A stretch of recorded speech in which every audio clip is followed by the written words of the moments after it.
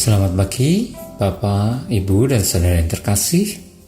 Saya, Agustia Ramalistia, sangatlah berbahagia dapat menyapa kembali Bapak, Ibu, dan Saudara melalui sapaan dan renungan pagi GKS Salatiga pada hari ini, Sabtu 27 Mei 2023. Sebelum mengawali Saren pagi ini, saya mengundang Bapak, Ibu, dan Saudara terkasih untuk mengawalinya dalam doa.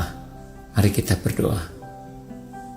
Tuhan, Bapa kami yang bertahta di dalam kerajaan surga, yang kami sembah dalam nama Allah Bapa, Allah Putra, dan Roh Kudus, kami berterima kasih untuk hari baru yang Tuhan berikan kepada kami, dan juga untuk kesehatan yang Tuhan berikan kepada kami. Dan pada hari ini kami ingin mengawali hari kami dengan mendengarkan firman Tuhan. Kiranya Tuhan membukakan mata hati kami, sehingga kami boleh memahaminya. Dalam nama Tuhan Yesus, Juru Selamat dan Penebus kami hidup, hamba-Mu berdoa. Amin.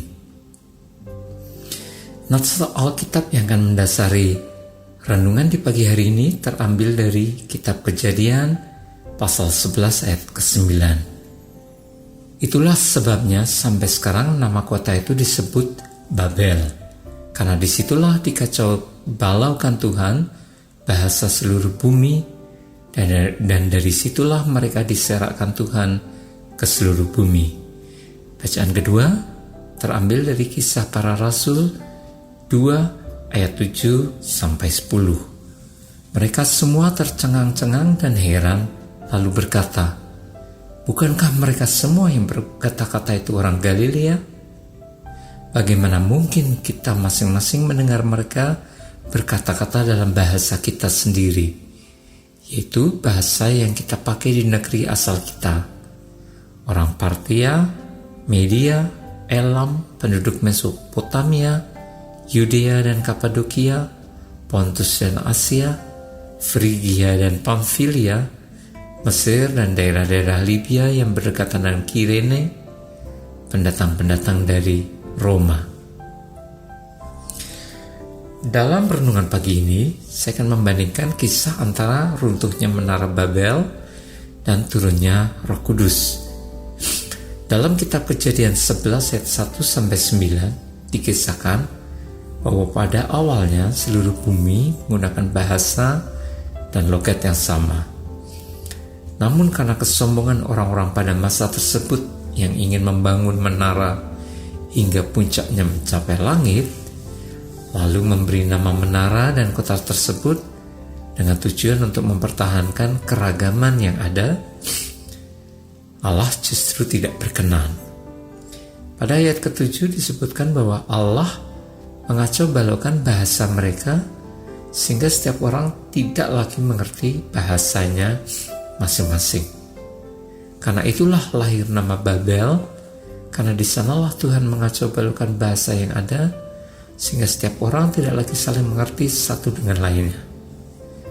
Bermula dari Babel lah seluruh bangsa terserak atau terpencar ke seluruh penjuru dunia. Sebaliknya dalam kisah turunnya Roh Kudus atau Pentakosta, para rasul yang berasal dari Galilea justru berkata-kata dalam bahasa yang tidak mereka kuasai, seperti Partia, Media, Elam, Mesopotamia, Yudea dan Kapadokia, Pontus dan Asia, Frigia dan Pamfilia, serta Mesir. Dalam kisah runtuhnya Menara Babel, kita belajar bahwa kesombongan manusia untuk menyaingi kemahakuasaan Allah telah berujung pada tercerai-berainya manusia dalam berbagai ragam bahasa dan budaya yang tidak dapat dipahami satu dengan lainnya. Namun pada peristiwa Pentakosta, para murid Yesus yang notabene berasal dari budaya yang sama justru mampu berkata-kata dalam berbagai bahasa yang berbeda, dan semua orang yang mendengar dapat memahami bahasa yang diucapkan oleh para rasul ini. Sehingga kita dapat menyimpulkan bahwa kesombongan manusia lah yang telah membuat Allah tidak berkenan sehingga mencerai-beraikan keragaman yang ada. Namun sebaliknya dalam peristiwa Pentakosta, Allah menyatakan bahwa keberagaman tidak menghalangi manusia untuk saling memahami satu dengan lainnya. Tidaklah salah bila peristiwa Pentakosta dapat digambarkan sesuai dengan sesanti yang kita pahami, Bhinneka Tunggal Ika, bahwa walaupun berbeda-beda, tapi tetap satu jua. Kemajemukan bahasa, budaya dan ras, etnisitas merupakan akibat dari dosa kesemuan manusia.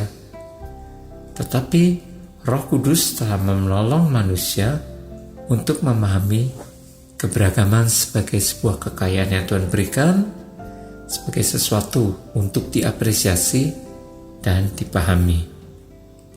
Selamat merayakan Pentakosta dan sekaligus juga merayakan kemajemukan yang ada. Tuhan memberkati kita semua.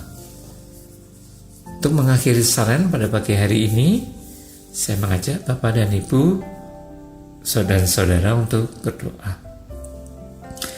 Tuhan, kami bersyukur untuk firman yang Tuhan berikan kepada kami, untuk keberagaman yang Tuhan berikan kepada kami, sesuatu yang kami anggap sebagai kekayaan yang Tuhan berikan, sebagai media untuk saling belajar, untuk memahami satu dengan lainnya.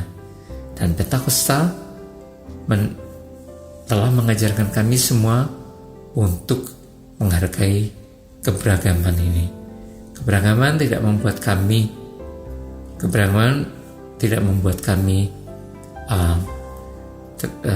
menciptakan konflik di antara kami, tetapi keberagaman yang ada membuat kami justru menjadi bersatu. Kiranya Tuhan pimpin dan sertai kami semua dalam yang hidup di dalam pluralitas dan pluralisme. Kiranya kami boleh menghargai kawan kami, sesama kami berasal dari berbagai budaya yang berbeda, bahasa yang berbeda, etnis yang berbeda, sebagai kekayaan Tuhan berikan. Kami menyerahkan doa ini Tuhan, hanya di dalam nama Yesus, Juru Selamat dan Penebus kami hidup. Hamba-Mu berdoa, amin. Selamat beraktivitas di sepanjang hari ini. Tuhan memberkati kita semua.